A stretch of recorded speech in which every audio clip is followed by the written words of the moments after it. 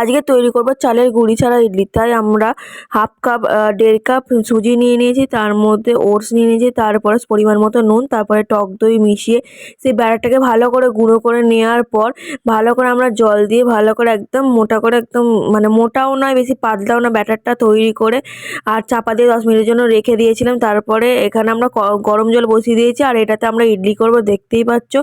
আর একবার আমি 2 পাতা ইনো দিয়ে দিয়েছিলাম, দেখতে পাচ্ছ জলটা পুরো টেনে নিয়েছে। সামান্য জল দিয়ে ভালো করে মোটাও না পাতলাও না মিডিয়াম ব্যাটার করে এইগুলোর মধ্যে আমরা দিয়ে দিচ্ছি ইডলি টাইপসের কড়ার মধ্যে। দিয়ে আমরা 15 মিনিটের জন্য ছেড়ে দিয়েছিলাম। 15 মিনিট পর এতটা সুন্দর হয়েছে, তারপর কাঠি গুঁজে দেখলাম যে কাঠিটা পুরো পরিষ্কার, দেখতেই পেলে। আর তারপরে তুলে নেওয়ার পর কতটা সুন্দর, কতটা ফ্লাফি, কতটা নরম হয়েছিল সেটা তো তোমরা দেখতেই পাচ্ছ এখানে।